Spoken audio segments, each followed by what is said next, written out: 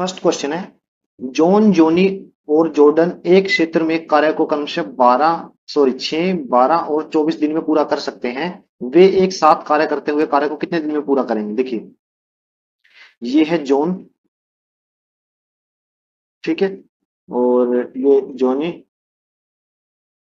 और ये है जॉर्डन, ठीक है ना, राइट। और सेंटर में मैं टोटल वर्क लिखूंगा और राइट हैंड साइड में टोटल टाइम, टोटल टाइम। तो जॉन जो है वो काम को 6 दिन में पूरा करता है, जॉनी 12 दिन में, और जॉर्डन 24 दिन में, ठीक है। तो मैं इन तीनों नंबर का एलसीएम ले लेता हूं, वो आएगा 24, ठीक है। तो जो जॉन है काम को, जॉन जो है वो 24 यूनिट काम को 6 दिन में पूरा करता है, तो वो एक दिन में कितना यूनिट काम करता है? 4 यूनिट। जोनी जो है 12 दिनों में काम को पूरा करता है, कितने? 24 यूनिट को, तो वो एक दिन में 2 यूनिट काम करता है। जॉर्डन 24 दिनों में 24 यूनिट काम करता है, तो वो एक दिन में कितना यूनिट काम करेगा? 1 यूनिट। तीनों मिलके एक दिन में कितना यूनिट काम करते हैं? 4 और 2 6 और एक 7 यूनिट, ठीक है ना। तो एक दिन में तीनों मिलके 7 यूनिट काम करते हैं, तो हमें पता लगाना है कि 24 यूनिट काम तीनों मिलके कितने दिन में करेंगे। तो 24/7, ये आ जाएगा 7×3 = 21, 3/7, ठीक है ना। ये हमारा आंसर आ गया, तीनों मिलके कितने दिन में पूरा काम कंप्लीट कर देंगे। नेक्स्ट क्वेश्चन है, नरेंद्र एक काम को 10 दिन में पूरा कर सकता है, अमित उसी काम को 12 दिन में पूरा कर सकता है। दोनों को एक साथ कार्य करते हुए कार्य समाप्त करने में कितने दिन लगेंगे? देखिए, जो नरेंद्र है वो 10 दिन में काम कंप्लीट कर देता है, अमित जो है वो 12 दिन में करता है। दोनों का एलसीएम ले लेता हूं, कितना आया? 60। तो टोटल वर्क मान लिया मैंने 60 यूनिट, और टाइम कितना है? ये जो उन्होंने टाइम, जितने टाइम में काम को कंप्लीट किया, ये है टोटल टाइम, टोटल डेज या टोटल टाइम, ठीक है। तो नरेंद्र क्या है, 10 दिनों में 60 यूनिट काम करता है, तो एक दिन में वो कितना करेगा? 6 यूनिट, ठीक है, 60/10 यानी 6 यूनिट। और अमित 12 दिन में काम को कंप्लीट करता है, तो 60 यूनिट उसने 12 दिन में किया, तो एक दिन में कितना यूनिट काम करेगा वो? 5 यूनिट। दोनों मिलके यानी नरेंद्र प्लस अमित एक दिन में कितना यूनिट काम करेंगे? 6 और 5 11 यूनिट, ठीक है। तो पूछा है कि 60 यूनिट काम नरेंद्र और अमित कितने समय में कंप्लीट करेंगे, तो 60/11 ये आ जाएगा, 11×5 = 55 और 5 रिमाइंडर, ठीक है ना। तो ये आ गया हमारा टाइम, ठीक है ना। इतने दिन में वो काम को कंप्लीट कर लेंगे, तो ऑप्शन ए जो है वो सही आंसर है।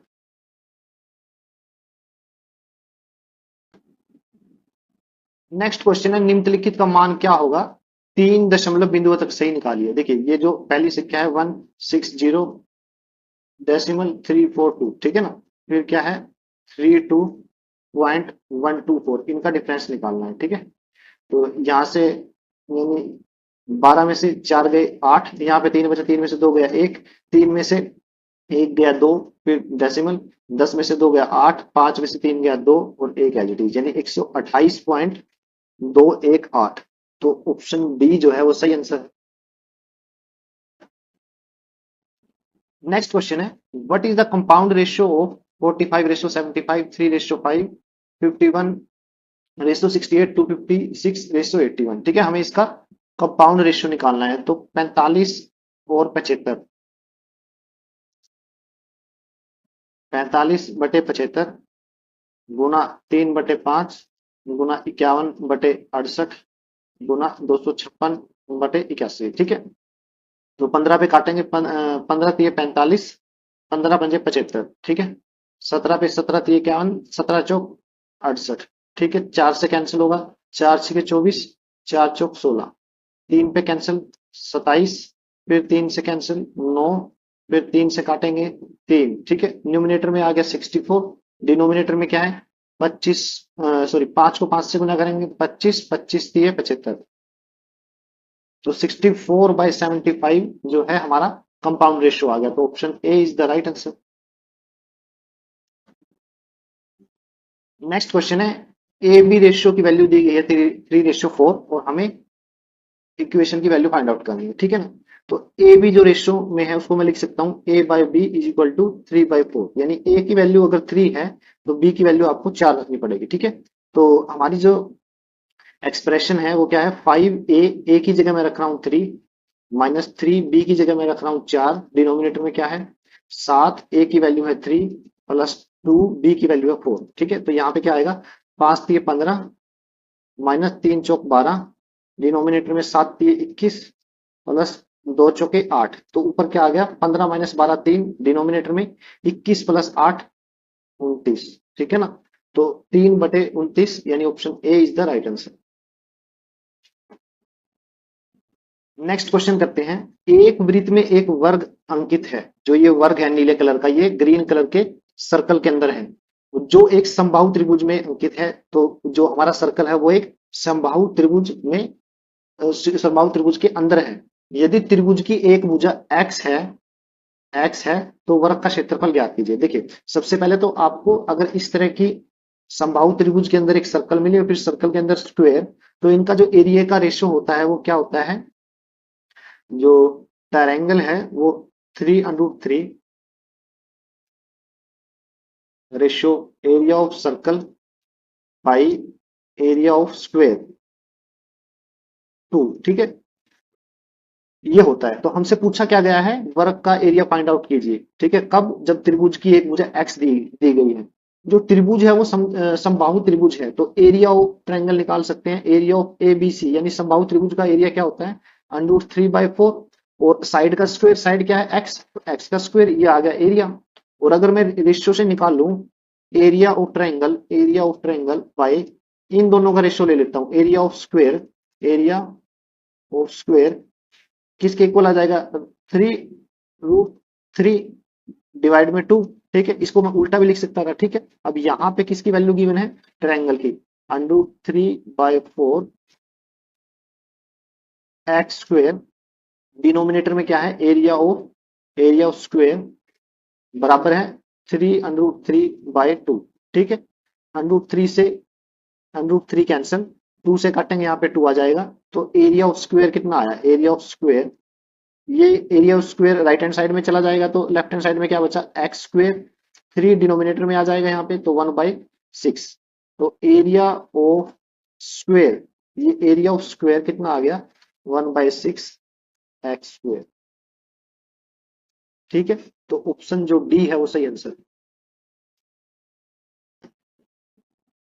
नेक्स्ट क्वेश्चन है, 150 मीटर के टावर से एक वाहन की दूरी क्या है यदि वाहन का अवनमन कोण यानी एंगल ऑफ डिप्रेशन 45 डिग्री है। अब देखिए, ये एक टावर है, राइट, ये एक टावर है। ठीक है, और यहाँ पे एक क्या है, व्हीकल है। ठीक है, तो मैं यहां से एक एक लाइन और रेफरेंस खींच लेता हूं। तो इस पॉइंट से जो ये व्हीकल है, इसका जो एंगल दिया हुआ है, ये जो एंगल दिया गया है, एंगल ऑफ डिप्रेशन 45 डिग्री दिया हुआ है। ठीक है, और ये मैं बेस लाइन ड्रॉ कर लेता हूं। ठीक है, ये पॉइंट ए है, ये पॉइंट बी है, ये पॉइंट सी है, ये पॉइंट डी है। अब ए बी लाइन पैरेलल है सी डी के, तो ये angle B A D angle 45 दिया हुआ है, तो ए डी सी भी क्या होगा, 45 डिग्री। ठीक है, और जो ये टावर है बेस लाइन के ऊपर परपेंडिकुलर है, तो ये 90 डिग्री का एंगल हो गया। तो ट्रायंगल ए सी डी में एक एंगल 90 डिग्री है, दूसरा 45 है, तो तीसरा जो एंगल है ये वाला, ये भी 45 होगा। तो अब ट्रायंगल ए सी डी में एंगल ए बराबर है एंगल डी के, वो किसके इक्वल है, 45 के। तो एक ट्रायंगल में अगर दो एंगल बराबर हो, तो उनकी भुजाएं, आमने सामने की भुजाएं भी बराबर रहेंगी, यानी ए सी बराबर है सी डी। अब हमें किसकी वैल्यू दी गई है, ए सी की, टावर की ऊंचाई गिवन है, यानी टावर की ऊंचाई 150 मीटर है। हमसे पूछिए सीडी, यानी एसी की वैल्यू कितनी है, 150 मीटर, तो सीडी की भी यही रहेगी। तो ऑप्शन जो बी है वो सही आंसर है।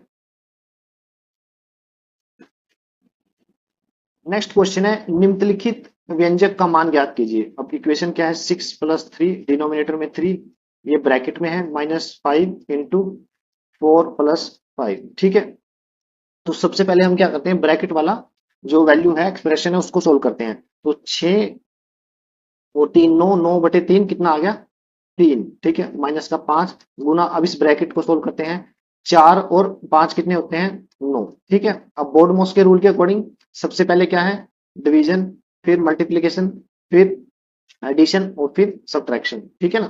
तो यहाँ पे पहले मल्टीप्लीकेशन, तो 9 पचे 45, 3 माइनस 45, तो ये यहाँ पे आंसर कितना आया, -42, ठीक है। तो ऑप्शन जो बी है वो सही आंसर है। नेक्स्ट क्वेश्चन है find the HCF of given number. अब फर्स्ट नंबर क्या है, 12 गुना 15, ठीक है। इसको मैं लिख सकता हूँ 2 गुना 2 गुना 3 गुना 3 गुना 5, ठीक है। दूसरा नंबर क्या है, 15 गुना 21, तो इसको लिख सकता हूँ 3 गुना 5 गुना 3 गुना 7, ठीक है। फिर तीसरा नंबर है 21 और 12, ठीक है ना। तो इसको लिख सकता हूँ 3 गुना 7 गुना 2 गुना 2 गुना 3, ठीक है। अब एचसीएफ क्या होता है, हाईएस्ट कॉमन फैक्टर। अब देखिए 3 जो है, ये जो 3 है इसमें भी है, इसमें भी है और इसमें भी है, ठीक है। फिर दोबारा अगर देखें तो ये 3 इसमें भी है, दूसरे नंबर में भी है और तीसरे में भी है, ठीक है। उसके अलावा कुछ भी चीज कॉमन नहीं है, ठीक है ना।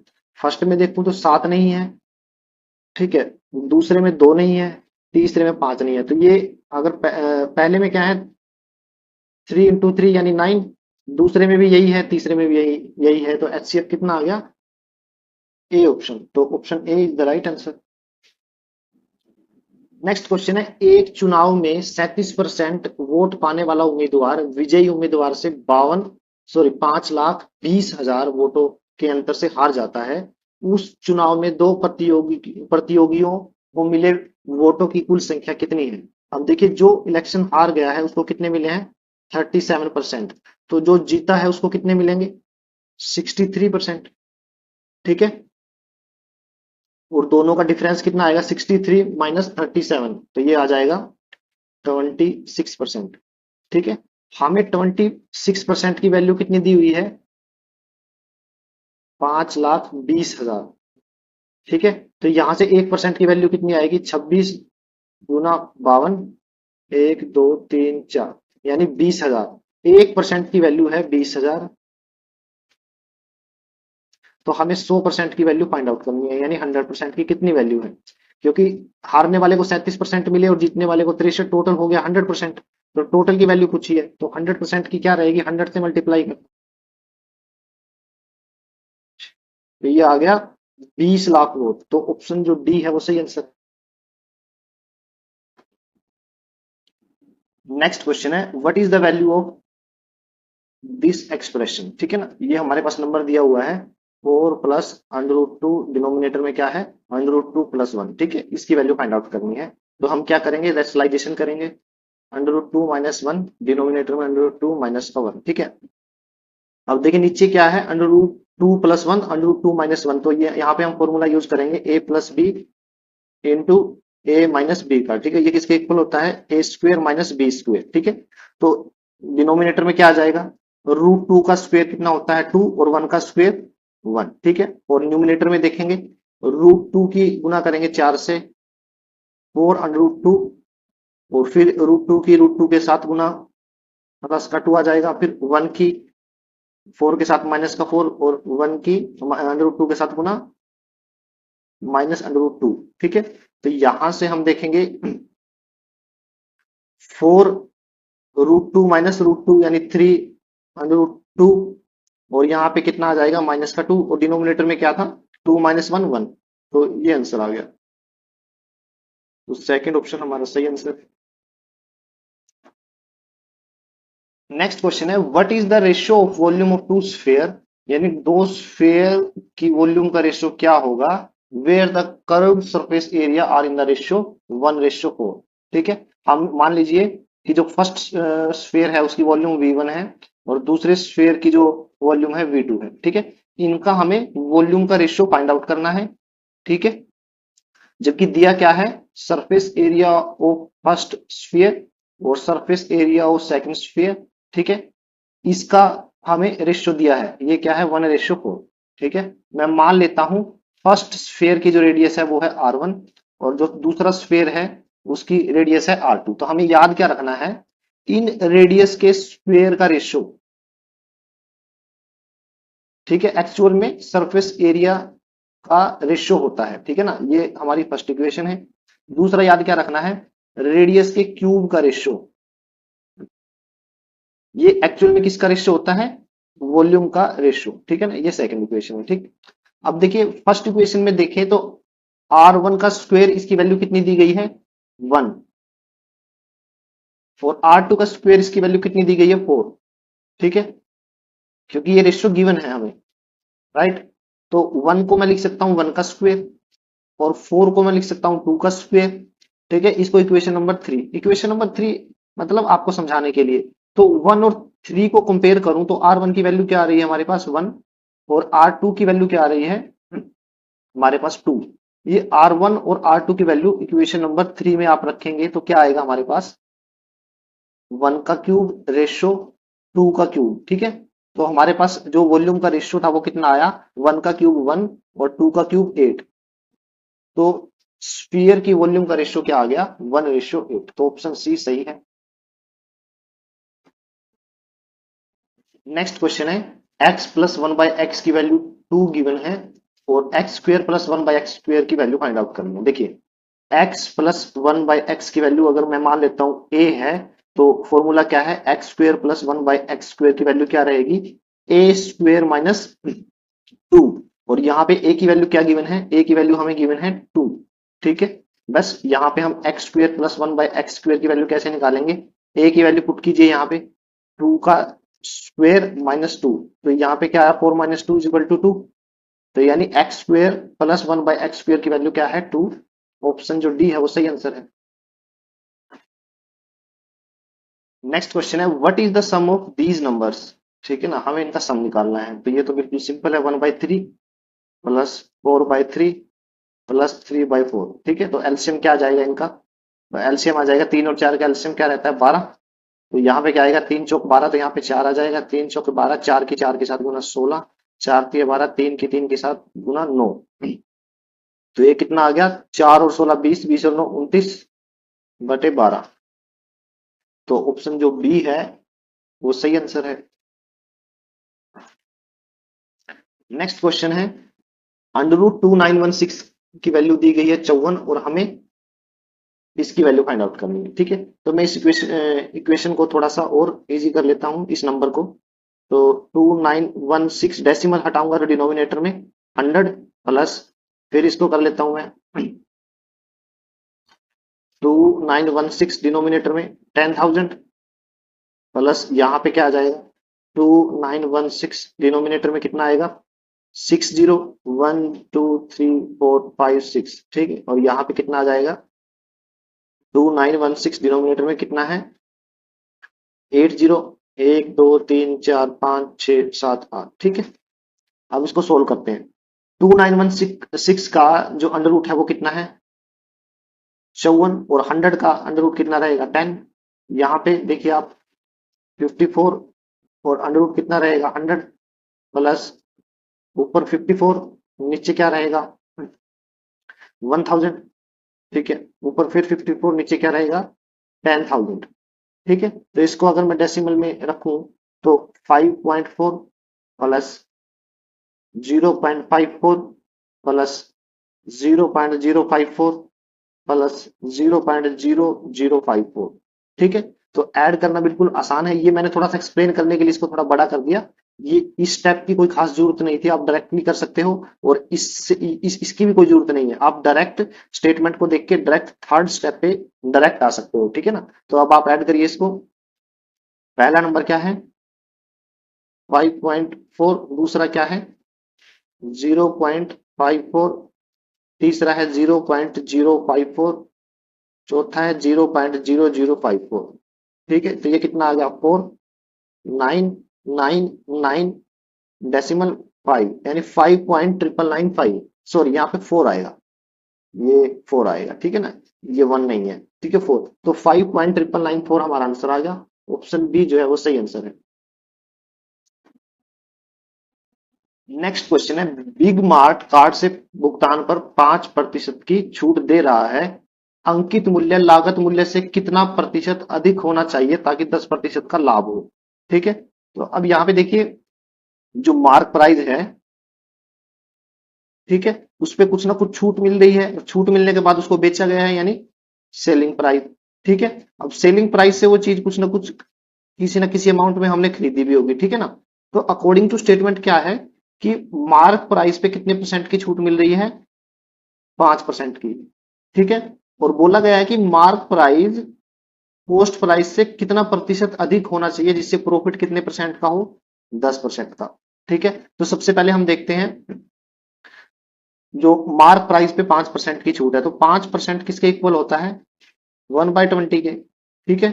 तो 20 रुपए की कोई चीज है तो उस पर कितने रुपए की छूट है, 1 रुपए की, तो बेची कितने में जाएगी, 19 रुपए में। तो 20 क्या हो गया हमारे पास मार्क प्राइस, और 19 क्या होगा हमारे पास सेलिंग प्राइस, ठीक है। तो मैं यहाँ पे लिख लेता हूँ, 20 क्या है मार्क प्राइस और 19 क्या है सेलिंग प्राइस, राइट। अब देखिए यहाँ पे 10% का मतलब होता है 1/10, ठीक है, प्रॉफिट। अगर 10 रुपए की कोई चीज है उस पे 1 रुपए का प्रॉफिट है तो वो बेची कितने में जाएगी, 11 रुपए में। तो 10 क्या हुआ हमारा कॉस्ट प्राइस और 11 क्या हुआ हमारा सेलिंग प्राइस। तो मैं इसको रेशियो की फॉर्म में लिख लेता हूँ, सेलिंग प्राइस कितना है 11 और कॉस्ट प्राइस क्या है 10 यूनिट, ठीक है। तो अब मैं क्या करता हूँ, इन तीनों को एक फाइनल रेशियो में लिख लेता हूँ। उसके लिए क्या क्या करना पड़ेगा, 20 की 11 के साथ गुना, तो ये आ जाएगा 220, 19 की 10 के साथ गुना 190, ठीक है। और बीच में 19 और 11 की गुना, जो भी आए हमें उसकी जरूरत नहीं है अभी, ठीक है ना। तो हमसे पूछा था, हम उसके अकॉर्डिंग चलते हैं कि मार्क प्राइस सेलिंग प्राइस से, सॉरी कॉस्ट प्राइस से कितना प्रतिशत अधिक है।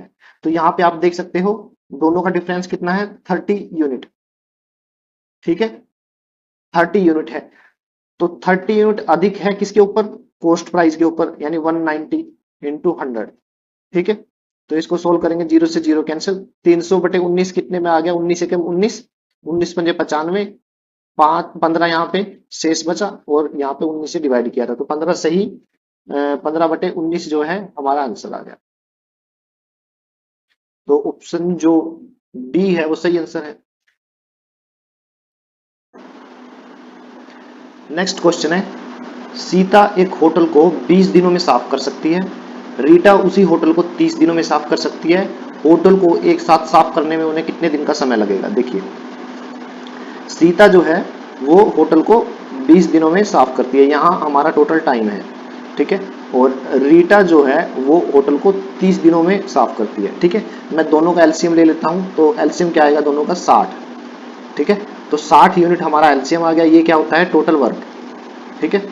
तो अब देखिए सीता जो है 60 यूनिट काम 20 दिन में कर रही है, तो वो एक दिन में कितना करेगी, 60/20 यानी 3 यूनिट। तो ये क्या है हमारा यूनिट वर्क, ठीक है। और रीटा अगर 60 यूनिट काम 30 दिन में कर रही है तो 60/30 वो एक दिन में 2 यूनिट काम करेंगी।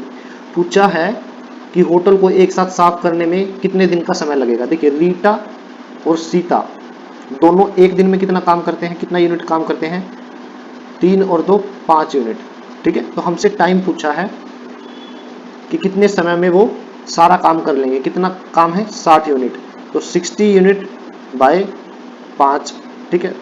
5 से काटेंगे तो आंसर आएगा 12, यानी 12 दिन लगेंगे जिसमें वो सारा काम कंप्लीट कर लेंगे। तो ऑप्शन जो बी है वो सही आंसर है।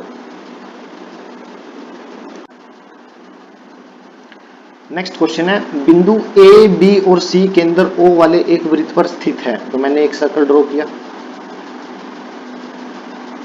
ठीक है, जिसका सेंटर क्या है ओ, और मैंने यहाँ पे 3 पॉइंट दे दिए, उसके नाम नहीं रखे हैं अभी, ठीक है। आगे स्टेटमेंट पढ़ते हैं, एंगल ए सी बी बराबर है 47.5। तो मैं एंगल के अकॉर्डिंग नाम रख लेता हूँ ए सी और बी, ठीक है। तो मैं इसको मिलाता हूँ सी बी और ए सी।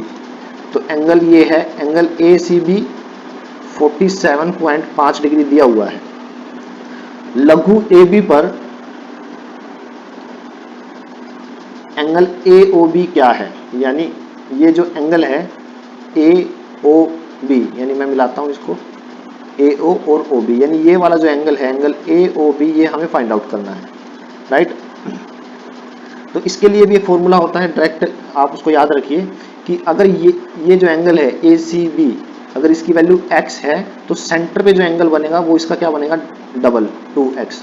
तो x की वैल्यू यहाँ पे कितना दिया हुआ है 47.5, ठीक है। तो एंगल ए ओ बी की वैल्यू क्या रहेगी 2x, यानी 47.5 गुना 2 कितना आ जाएगा, 95 डिग्री। तो ऑप्शन जो बी है वो सही आंसर है। नेक्स्ट क्वेश्चन है, एक कक्षा परीक्षण में 5 छात्रों का औसत 39.2 है और उनमें से 3 का औसत 41 है, तो शेष 2 छात्रों का औसत ज्ञात कीजिए। देखिए, जो 5 स्टूडेंट है उनका एवरेज दिया हुआ है 39.2, ठीक है। उन 5 स्टूडेंट में से 3 का एवरेज दिया हुआ है 41। अब देखिए, 5 के 5 स्टूडेंट का एवरेज 39.2 था, तो मतलब 5 के 5 स्टूडेंट की वैल्यू जो है 39.2 थी, बट बोला गया है कि 5 में से 3 ऐसे हैं जिनका एवरेज कितना हो गया 41। मतलब हर एक स्टूडेंट की जो 3 है ना, ये 3, इसमें हर एक स्टूडेंट की वैल्यू कितनी होगी अब 41, तो कुछ ना कुछ तो अमाउंट बड़ी होगी। तो एक स्टूडेंट पे कितनी बड़ी है 41 माइनस 39.2, तो ये हो जाएगा प्लस का 1.8। लेकिन ये 3 स्टूडेंट पे बड़ी है तो 3 से गुना कर दूंगा, 18 3 54 यानी प्लस 5.4, तो ये 5.4 वैल्यू बढ़ गई, ठीक है। अब हमसे पूछा है जो शेष 2 स्टूडेंट है उनका एवरेज फाइंड आउट कीजिए, एवरेज निकालिए। अब देखिए, एवरेज निकालने के लिए क्या है, जो वैल्यू बड़ी है नीचे वही वैल्यू घटेगी, ठीक है ना। जो वैल्यू बड़ी है वो कहीं ना कहीं तो एडजस्ट होगी। तो जो ऊपर वैल्यू बड़ी है 5.4, यही वैल्यू घटेगी यानी माइनस का 5.4 कितने स्टूडेंट पे, 2 स्टूडेंट पे। तो 2 से डिवाइड करूंगा तो कितनी, एक स्टूडेंट पे कितनी वैल्यू घट गई, माइनस का 2.7। हमसे एवरेज पूछा है वो कितना रहेगा 39.2 माइनस 2.7 यानी 36.5। तो ऑप्शन जो सी है वो सही आंसर है।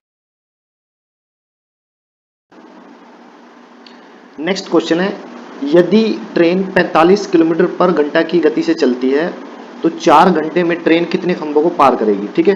तो ये ट्रेन है, ठीक है, ये खंभे दिए गए हैं, तो 4 घंटे में ट्रेन कितने खंभों को पार करेगी ये पूछा है। दिया गया क्या है कि रेलवे ट्रैक पर खंभे 50 मीटर की दूरी पे हैं, तो ये जो डिस्टेंस है वो कितना है 50 मीटर।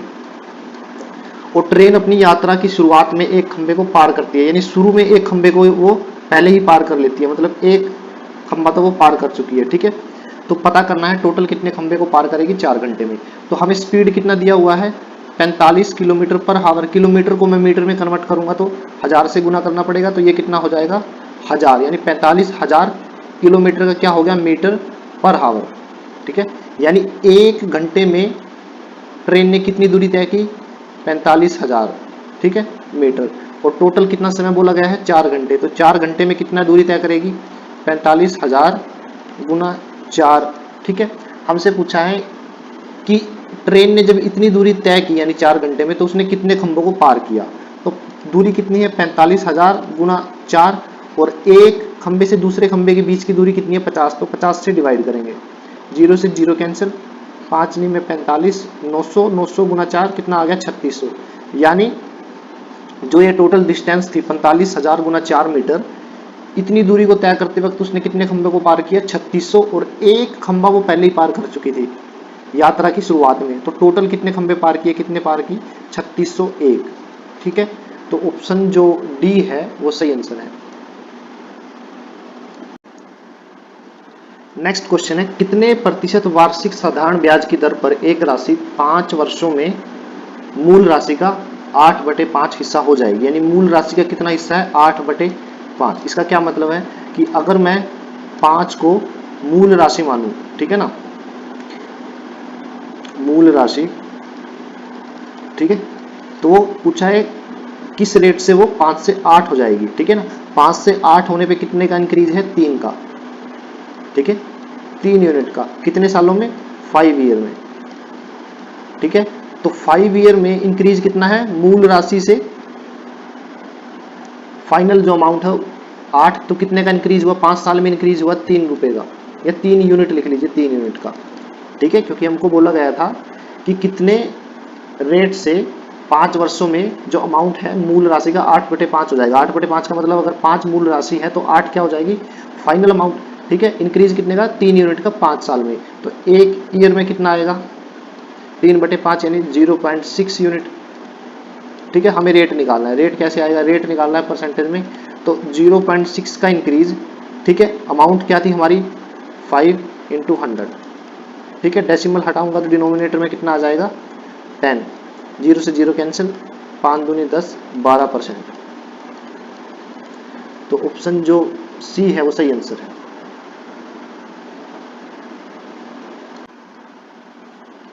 नेक्स्ट क्वेश्चन है, how many factor of this number are divisible by 50 but not 100, कि कितने गुणनखंड 50 से तो विभाज्य हैं लेकिन 100 से नहीं है। अब ये जो नंबर है इसको मैं लिख रहा हूँ, 2 का स्क्वायर को मैं लिख सकता हूँ 2 गुना 2, और 3 क्या है, एक बार, 5 है 2 बार, तो 5 को मैं लिखूँ 2 बार, और 7 को 1 बार। ठीक है, अब देखिए 50 से भाग होते हो और 100 से भाग नहीं होते हो, तो 50 से भाग हो रहे हैं तो मैं 50 का मल्टीपल लिख लेता हूँ, 5 5 25, 25 दूनी 50, तो मैं 50 को क्या करता हूँ एक साथ लिख लेता हूँ। मैंने 5 गुना 5 गुना 2 की जगह 50 लिख लिया। अब हमारे पास नंबर क्या बचा, 2, 3 और 7। ठीक है, ये बचा। अब हमें निकालना है इसके कितने गुणनखंड है जो 50 से भाग होते हैं 100 से नहीं। तो एक तो गुणनखंड ये 50 ही आ गया, पहला तो आ गया 50। ठीक है, क्योंकि 50 को मैंने लिखा हुआ है 2 गुना 5 गुना 5। ठीक है, दूसरा गुणनखंड आ गया 50 गुना 3, यानी 50 को मैंने लिखा हुआ है 2 गुना 5 गुना 5, और मैंने 3 और लिख लिया। ठीक है, तीसरा गुणनखंड आ गया 50 गुना 7, यानी 50 को मैंने लिखा 2 गुना 5 गुना 5 और फिर 7, और फिर एक आ गया 50 को 3 और 7 के साथ, यानी 50 को लिखा 2 गुना 5 गुना 5 और फिर 3 और 7 भी लिख लिया। तो ये चौथा, यानी हमारे कितने गुणनखंड आ गए 4। ठीक है, आप सोचोगे कि 2 के साथ क्यों नहीं लिया, देखिए जैसे ही मैं 50 को 2 के साथ लेता हूँ, ठीक है, गुना करता हूँ तो मेरे पास 100 आ जाता है, लेकिन स्टेटमेंट में बोला गया है 100 से भाग नहीं होना चाहिए। ठीक है ना, तो मेरे पास कितने गुणनखंड आ गए 4। ठीक है, 1 2 3 4, तो ऑप्शन जो ए है वो सही आंसर है। नेक्स्ट क्वेश्चन है, 37 मीटर और 30 मीटर माप वाले एक आयताकार पार्क के अंदरूनी हिस्से के चारों ओर एक पथ है जिसका एरिया 570 मीटर स्क्वायर है। पथ की चौड़ाई कितनी है, यहाँ पे थोड़ा सा मिस प्रिंटिंग हो रखी है। ठीक है ना, तो मैं आपको बता देता हूँ, एक आयत है, आयताकार पार्क है, ठीक है, जिसकी लंबाई 37 मीटर और 30 मीटर है। इसके अंदर एक पार्क है, मतलब इस पार्क के अंदर एक पाथ है, ये वाला। ठीक है, इसका एरिया दिया गया है 570 मीटर स्क्वायर। ठीक है, और हमसे पूछा है पथ की चौड़ाई कितनी है। मैं मान लेता हूं पथ की जो चौड़ाई है वो क्या है, x है। ठीक है, तो हमारे पास डायरेक्ट फॉर्मूला होता है इस पथ के एरिया का, वो किसके इक्वल है, एरिया मान लीजिए 570 जो हमें दिया हुआ है वो किसके इक्वल होगा, ट्वाइस ऑफ विड्थ यानी x into length plus breadth minus 2x, ये फॉर्मूला होता है। ठीक है ना, अब 570 इक्वल है 2x इंटू लेंथ और ब्रेड्थ की वैल्यू कितनी है 37 और 30, तो 37 प्लस 30 किसके इक्वल आ गया 67 के, माइनस का 2x। ठीक है, अब इसको आगे सोल्व करने की जरूरत नहीं है, हम ऑप्शन से इसको सोल्व करेंगे। तो देखिए, अब देखिए यहाँ पे राइट हैंड साइड में दो नंबर है, एक तो ये है 2x, एक है 67 माइनस 2x, और इनकी मल्टीप्लीकेशन क्या आ रही है 570, तो इसका मतलब ये दोनों नंबर जो हैं वो 570 को पूरा पूरा काटेंगे। तो मैं ऑप्शन लेता हूँ, मैंने ऑप्शन लिया 10, तो जैसे ही वैल्यू मैं x की वैल्यू 10 रखता हूँ तो 2x कितना आ गया 20, तो क्या 20 570 को पूरा पूरा काटता है, तो 570 को 20 से डिवाइड करूंगा, 0 से 0 कैंसिल, तो यहाँ डेसिमल में आएगा, पूरा पूरा नहीं काटेगा, तो ऑप्शन जो ए है वो तो गलत हो गया। 15 रखता हूँ यहाँ पे, x की वैल्यू मैंने 15 रखी, तो अब यहाँ पे कितना आ गया 30, तो 57 को मैं 30 से भाग करूंगा, 570 को 30 से, तो यहाँ पे आ गया 19, तो ये पूरा पूरा काटता है, तो बी ऑप्शन हमारा आंसर हो सकता है। सी में मैं x की वैल्यू 5 रखूंगा तो यहाँ पे आएगा 10, तो 10 तो 570 से को पूरी तरीके से काट रहा है, तो सी भी हमारा आंसर हो सकता है। ठीक है, डी में देखता हूँ 28, तो 2x की वैल्यू 28 रखूंगा तो 2x की वैल्यू 56। ठीक है ना, तो वो 56 जो है 570 को पूरा नहीं काटता, तो डी ऑप्शन हमारा गलत है। तो हमारा आंसर क्या है, या तो बी है या फिर सी है। तो इस नंबर 2x से तो हमने चेक कर लिया, अब हम चेक करते हैं दूसरे नंबर से। ठीक है, अब दूसरे नंबर में मैं 15 रख के देखता हूँ, x की वैल्यू 15 रखूंगा। ठीक है, तो मेरे पास ये पूरा नंबर कितना आएगा 67 माइनस 30 कितना आ गया 37, तो क्या 570 37 से पूरा पूरा भाग होता है, वो ये पूरा पूरा भाग नहीं होगा, तो बी ऑप्शन भी गलत है। तो ऑप्शन कौन सा सही है? सी। एक बार सी चेक करके देखता हूँ। एक्स की वैल्यू मैं यहाँ पे 5 रखूंगा तो 67 माइनस 10 कितना हो जाएगा? 57। तो 570 को 57 पूरा पूरा भाग करता है, ठीक है ना। तो इसका मतलब हमारा जो ऑप्शन सी है वो सही आंसर है। नेक्स्ट क्वेश्चन है, नरेंद्र की माँ की उम्र नरेंद्र से 4 गुना है, ठीक है। ये नरेंद्र है और ये उसकी मदर है, ठीक है। तो क्या कहा गया है कि नरेंद्र की माँ की उम्र, नरेंद्र की मैंने आयु x मान ली तो उसकी माँ की आयु क्या है? 4x, ठीक है। तो इस क्वेश्चन को हम ना ऑप्शन से करेंगे। 4 साल पहले उसकी माँ की उम्र नरेंद्र से 6 गुना थी, यानी 4 साल पहले कितनी थी? 4 साल पहले 4 साल पहले थी 6 गुना, यानी नरेंद्र की आयु अगर x थी तो इसकी 6 गुना है, ठीक है ना। तो हम ऑप्शन से करते हैं। पहला ऑप्शन क्या है कि नरेंद्र की एज जो है वो 7 है और उसकी माँ की 28।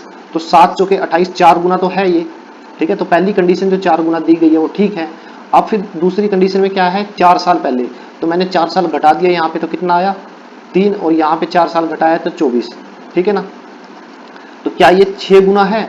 तो ये 6 गुना ना होकर के 8 गुना है, तो मतलब जो कंडीशन है सेकंड वो गलत है, तो पहला ऑप्शन सही नहीं है, ठीक है। अब दूसरा ऑप्शन देखते हैं। दूसरा ऑप्शन में आप देखिए हमें दिया गया है 10 और 40। तो 10 और 40 में आप देखिए नरेंद्र की एज 10 है और उसकी माँ की 40, तो 4 गुना। और 4 साल पहले कितनी एज थी? 4 घटा देंगे 6, और उसकी माँ की एज कितनी थी? 4 घटा देंगे 36। तो अब देखिए 36 6 का 6 गुना है, तो यहाँ पे पहली और दूसरी दोनों कंडीशन सेटिस्फाई हो रही है। दूसरी कंडीशन में कितना था? 6 गुना, और पहली में 4 गुना। तो हमारा जो बी ऑप्शन है वो सही आंसर है। नेक्स्ट क्वेश्चन है, what is the total number of odd and even divisor of 120 respectively. 120 के हमें ओड और इवन डिवीजर निकालने हैं, ठीक है। तो सबसे पहले मैं टोटल डिवीजर यानी भाजक निकाल लेता हूं। तो 120 के कितने फैक्टर होंगे? 2 से भाग करेंगे तो 60 आएगा, फिर 2 से भाग करेंगे 30, फिर 2 से भाग करेंगे 15, फिर 3 से भाग करेंगे 5, ठीक है। तो ये फैक्टर्स आ गए। इसको मैं लिख सकता हूं 2 की पावर 3 गुना 3 की पावर 1 और 5 की पावर 1। अब मुझे टोटल, अगर टोटल डिवीजर फाइंड आउट करने हो तो कैसे फाइंड आउट करोगे? इनकी पावर में 1 जोड़ के गुना कर दीजिए। जैसे 3 है, 3 में 1 जोड़िए, फिर उसको गुना करिए। जैसे ये 3 की पावर 1 है तो 1 में 1 जोड़ दीजिए, उसको गुना कीजिए, और फिर 5 की पावर 1 है, इसमें 1 जोड़ दीजिए, ठीक है। तो यहाँ पे कितना आंसर आएगा? 3 और 1 4 गुना 2 गुना 2, यानी टोटल कितने डिवीजर हो गए? 16। लेकिन हमसे इस क्वेश्चन में टोटल नहीं पूछा है, हमसे पूछा है इवन कितने हैं और ओड कितने हैं। देखिए ओड कैसे निकालेंगे? ओड निकालने के लिए आप इस पे ध्यान दीजिए। ओड निकालने के लिए करिए क्या? जो इवन की पावर 3 है उसको कंसीडर मत कीजिए, जो ओड की पावर है उनको कंसीडर कीजिए। तो 3 की पावर 1 है, 1 में 1 जोड़ दीजिए, उसको गुना कीजिए। 5 की पावर जो 1 है उसमें 1 जोड़ के गुना कीजिए, यानी पावर में 1 1 जोड़ना है, किसके? ओड वाली संख्या के। तो 2 गुना 2 ये कितना आ गया? 4। तो ओड ओड डिवीजर कितने हैं? 4। अब मुझे निकालना है इवन। इवन, तो इवन में क्या फॉर्मूला होता है? इवन में करिए क्या, जो इवन वाला नंबर है उसकी पावर को एज इट इज लिख दीजिए, गुना जो ओड वाले नंबर है उनकी पावर में 1 जोड़ के गुना करिए। तो यहाँ पे कितना दिया हुआ है? 1, 1 में 1 जोड़ेंगे 2 गुना 5 की पावर कितनी है? 1, 1 में 1 जोड़ेंगे 2, तो यहाँ पे कितने आ गए? 3 दूनी 6, 6 दूनी 12। तो आप देखिए इवन कितने हैं? 12। ओड कितने हैं? 4। दोनों को जोड़ेंगे तो कितने आएंगे? 16। तो यहाँ पे हमारे 16 ही है, ठीक है। तो क्वेश्चन के अकॉर्डिंग हमसे क्या पूछा था? विषम और सम कितने हैं, ठीक है। तो ओड कितने हैं? 4, और इवन कितने हैं? 12। 4 और 12 यानी वो जो बी ऑप्शन है वो सही आंसर है। नेक्स्ट क्वेश्चन है, यदि ए बी सी डी एक चक्रीय चतुर्भुज है और ए बी सी एक समबाहु त्रिभुज है तो सी डी ए का कोण ज्ञात कीजिए। देखिए चक्रीय चतुर्भुज क्या होती है? जो सर्कल के अंदर होती है, ठीक है। तो ये सर्कल ड्रॉ किया मैंने, तो इसके अंदर एक त्रिभुज है, इस तरह से चतुर्भुज है इसके अंदर, इसके अंदर ये चतुर्भुज है, नाम है ए बी सी और डी, ठीक है। ये एक चक्रीय चतुर्भुज है जिसमें ए बी सी एक समबाहु त्रिभुज है। ए बी और सी, ए सी को मैं मिला रहा हूं, तो ये क्या है? समबाहु त्रिभुज। ए बी बराबर है बी सी के, और BC बराबर है AC के, ठीक है। तो ट्रायंगल ABC क्या है, एक इक्विलेटरल ट्रायंगल है, ठीक है। इक्विलेटरल ट्रायंगल है तो तीनों कोण किसके होंगे, 60-60 डिग्री के। तो ये 60 डिग्री, ये भी 60 डिग्री और ये भी 60 डिग्री, ठीक है। क्यों, क्योंकि इक्विलेटरल ट्रायंगल दी गई है। अब हमसे पूछा क्या है, तो एंगल CDA का कोण ज्ञात कीजिए। तो CDA यानी ये एंगल हमें फाइंड आउट करना है। अब जो साइक्लिक क्वाड्रिलेटर होता है, साइक्लिक क्वाड्रिलेटरल होता है यानी चक्रीय चतुर्भुज, उसकी क्या प्रॉपर्टी है, उसके आमने सामने के कोण क्या होते हैं, उनका जोड़ 180 डिग्री होता है। यानी angle A plus angle C किसके इक्वल है, 180 डिग्री, और angle B plus angle D किसके इक्वल है, 180 डिग्री, ठीक है। तो इसमें सेकंड इक्वेशन में देखिए, इस वाले में एंगल B की वैल्यू हमें पता है, ठीक है, ये 60 डिग्री है। तो एंगल D हमारा किसके इक्वल होगा, 180 माइनस 60 यानी 120 डिग्री। तो एंगल डी का मतलब क्या है, एंगल सी डी ए, जो हमें फाइंड आउट करना था, एंगल सी डी ए ये हमें निकालना था। ये कितना आ गया, 120 डिग्री। तो बी ऑप्शन सही आंसर है। नेक्स्ट क्वेश्चन है, यदि एक दुकानदार अंकित मूल्य के रूप में लागत मूल्य पर 20% जोड़ता है और 20% छूट देता है तो उसका लाभ या हानि प्रतिशत ज्ञात कीजिए। अब देखिए, मान लीजिए मेरा जो कॉस्ट प्राइस है वो 100 रुपीज है, ठीक है ना। तो उसने क्या किया, लागत मूल्य यानी कॉस्ट प्राइस पे 20% जोड़ दिया, यानी 20% ऐड किया, ठीक है। तो ऐड करने पे जो अमाउंट आई उसको उसने अंकित मूल्य यानी मार्क प्राइस लिख दिया, ये यानी ये क्या है, मार्क प्राइस। तो 100 का 20% कितना होता है, 20। तो ऐड करेंगे तो कितना आ जाएगा, 120, ठीक है। फिर मार्क प्राइस पर यानी 120 रुपए पर 20% उसने क्या दिया, डिस्काउंट। तो 120 का 20% कितना होता है, 24 रुपए, ठीक है। तो 120 रुपए पे 24 रुपए डिस्काउंट देके उसने वो वस्तु 96 रुपए की बेच दी। यानी 120 में से 24 घटाएंगे तो 96, यानी सेलिंग प्राइस कितना है, 96 रुपए। अब हमसे पूछा है लाभ या हानि ज्ञात कीजिए प्रतिशत में। देखिए 100 रुपए की खरीदी थी और 96 रुपए में क्या किया, उसको बेच दिया। तो लॉस कितने का हुआ, हमें लॉस हुआ 4 रुपए का, ठीक है। 4 रुपए का लॉस, लॉस या प्रॉफिट हम कॉस्ट प्राइस पे निकालते हैं। तो 4 रुपए का लॉस कितने रुपए पे है, 100 रुपए पे। यानी 4 का लॉस 100 रुपए पे इंटू 100, तो किसके इक्वल आ गया, 4%। क्या हुआ है, लॉस। तो ऑप्शन जो डी है वो सही आंसर है। नेक्स्ट क्वेश्चन है, 390 रुपए में बेची गई वस्तुओं का लागत मूल्य क्या है यदि 20% कुल लाभ है, ठीक है। तो हमें एसपी दिया हुआ है, सेलिंग प्राइस 390 रुपए, और जो प्रॉफिट दिया हुआ है वो 20%। देखिए प्रॉफिट 20% है, यानी 100 रुपए में 20 है। तो यहां से हमें सेलिंग प्राइस कितना मिलेगा, सेलिंग प्राइस परसेंट में मिलेगा 120%। यानी हमें 120% की वैल्यू दी गई है 390 रुपए, ठीक है। और हमें कॉस्ट प्राइस निकालना है, यानी 100% की वैल्यू फाइंड आउट करनी है, ठीक है। 120% की दी है और 100% की निकालनी है। तो जीरो से जीरो कैंसिल, 3 पे काटेंगे तो यार 4 आएगा और इसको काटेंगे तो 13। अब मुझे 4% को, 4% की वैल्यू आ गई 13, मुझे इसको 100 करना है तो मैं इसको 25 से गुना करूंगा और 13 को भी 25 से, ठीक है। तो 25 चौका 100 यानी 100%, और यहाँ पे 25 को 13 से गुना करूंगा, 25 ये 75, 7 कॉमन, 25 एकम 25 और 7 32, 325 जो है रुपए हमारा कॉस्ट प्राइस आ गया। तो ऑप्शन डी जो है वो सही आंसर है। नेक्स्ट क्वेश्चन है, निम्नलिखित व्यंजक का मान क्या होगा। देखिए इस तरह की क्वेश्चन को सोल्व करने के लिए कुछ रूल है। सबसे पहले हम अगर किसी संख्या पे बार हो उसको सोल्व करते हैं, फिर उसके बाद सबसे छोटी ब्रैकेट, फिर मीडियम, फिर इससे बड़ी जो ब्रैकेट है उसको सोल्व करेंगे। फिर बोर्डमोस के रूल के अकॉर्डिंग, ये तो बी फोर ब्रैकेट हो गई। इसके बाद फिर हम इन ब्रैकेट के अंदर जो नंबर होंगे उसमें हम डिवीजन को, फिर मल्टीप्लीकेशन को, फिर एडिशन को, फिर सब्ट्रैक्शन को, इनको सोल्व करते हैं, ठीक है। तो इक्वेशन क्या है, 70 माइनस बड़ी bracket, 15 minus medium bracket, 4 minus सब स्मॉल ब्रैकेट, 8 माइनस 6 प्लस 3, सारी ब्रैकेट क्लोज, ठीक है। तो सबसे पहले हम क्या करते हैं, जो सबसे छोटी ब्रैकेट है उसको सोल्व करते हैं। सबसे छोटी ब्रैकेट ये है, ठीक है। तो इसके अंदर जो नंबर है उसको सोल्व करते हैं, ठीक है। तो प्लस के बाद क्या होता है, सब्ट्रैक्शन। तो पहले एडिशन को सोल्व करेंगे तो 8 प्लस 3 11, 11 में से 6 घटाएंगे 5, ठीक है, बाहर माइनस है, फिर 4 ब्रैकेट -15 20, ठीक है, फिर 20 एज इट इज। उसके बाद इस ब्रैकेट को सोल्व करेंगे तो 4 -5 माइनस का 1, ये बाहर माइनस है तो ये प्लस का 1 हो जाएगा, ठीक है, और 15 as it is. 20 minus 15 plus 1 16, तो 20 माइनस 16 कितना हो जाएगा 4। तो ऑप्शन जो बी है वो सही आंसर है।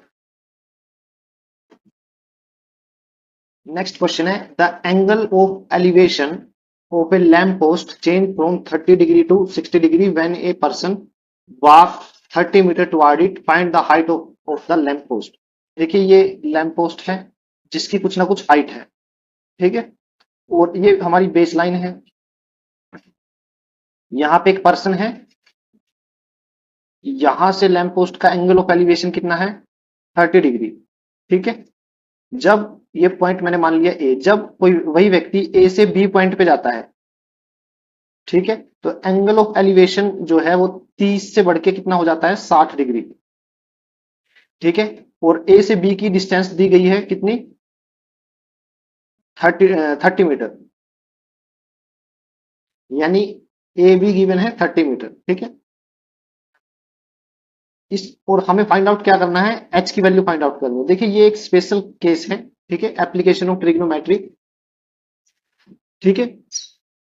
इसमें आप क्या करिए, डायरेक्ट आपको वैल्यू याद रखनी पड़ेगी।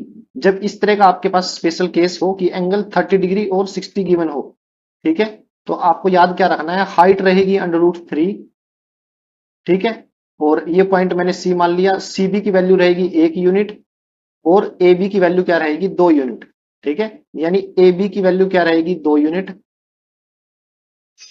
बी सी की वैल्यू रहेगी 1 यूनिट, और ये पॉइंट डी है, सी डी की वैल्यू रहेगी √3 यूनिट, ठीक है। हमें सी डी यानी एच की वैल्यू फाइंड आउट करनी है, ठीक है। तो हम कैसे फाइंड आउट करेंगे, देखिए ए बी की वैल्यू क्या है 2 यूनिट, 2 यूनिट, एक्चुअल में ए बी की वैल्यू कितनी दी गई है 30 मीटर, 1 मीटर की वैल्यू कितनी आ जाएगी, सॉरी 1 यूनिट की वैल्यू कितनी आ जाएगी 15 मीटर, ठीक है ना, 1 यूनिट की वैल्यू आ गई हमारे पास 15 मीटर, और सी डी की वैल्यू कितनी दी गई है √3 यूनिट, और 1 यूनिट की वैल्यू कितनी आ गई 15, तो टोटल वैल्यू कितनी आई हाइट की, यानी लैंप पोस्ट की जो ऊंचाई है वो कितनी आई 15 √3, ठीक है। तो ऑप्शन जो सी है वो सही आंसर है।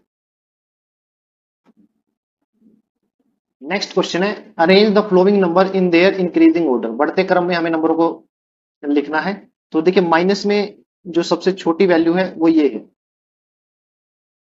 अगर मैं वैसे लिखूं 0 1 2 3 4 अप टू इंफिनिटी, ठीक है, और माइनस में क्या है माइनस का 1 माइनस का 2 माइनस का 3, ऐसे ये जैसे इस डायरेक्शन में जाएंगे लेफ्ट की तरफ वैल्यू घटती जाती है।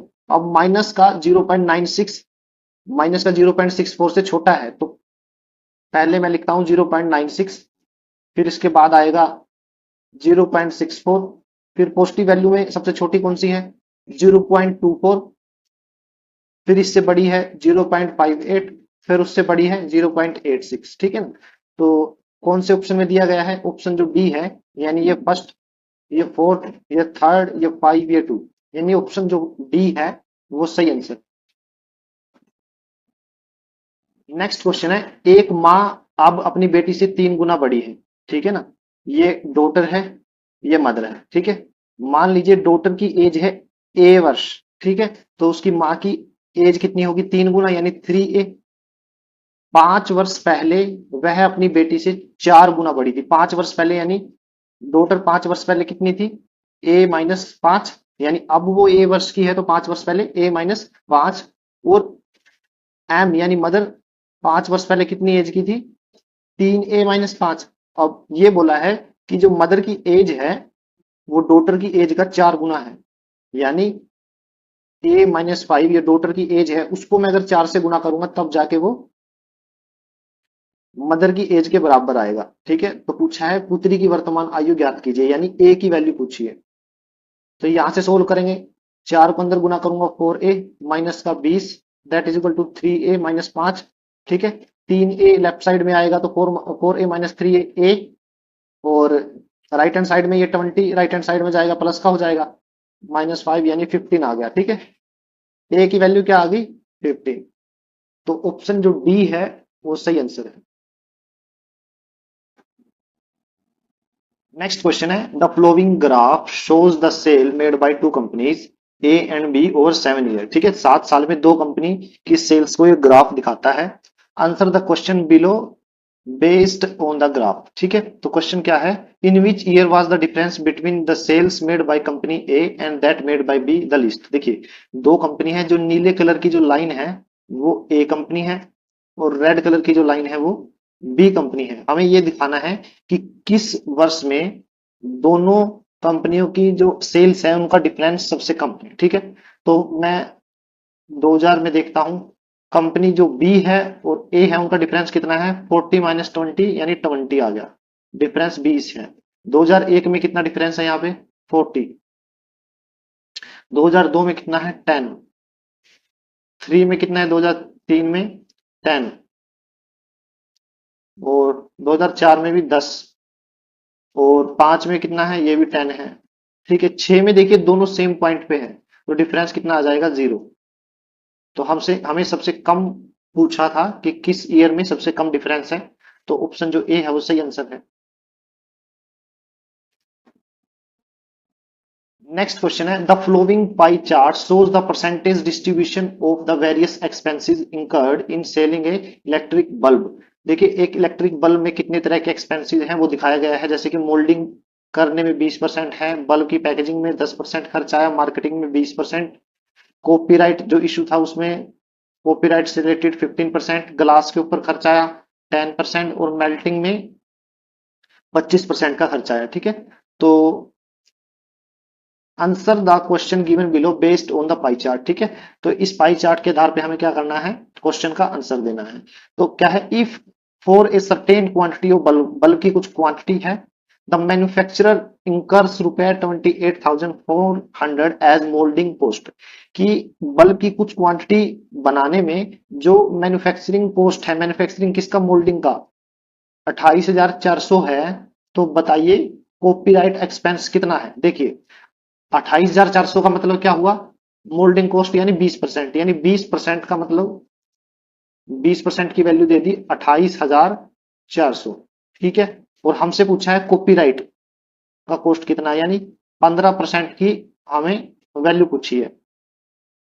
ठीक है, 20% की जो वैल्यू है वो 28,400 है। मैं क्या करूंगा, इसको 4 से भाग करूंगा तो हमारे पास आएगा 5%, और इसको 4 से भाग करूंगा, 4 सते 28, 4 एकम 4 और 2 जीरो, 5% की वैल्यू 7100 आ गई। मुझे 15% की चाहिए, तो मैं इसको 5% को 3 से गुना करूंगा तो यहाँ आ जाएगा 15%, और 7100 को मैं 3 से गुना करूंगा तो 0 0 3 7 21, 21,300। तो ऑप्शन जो डी है वो सही आंसर है।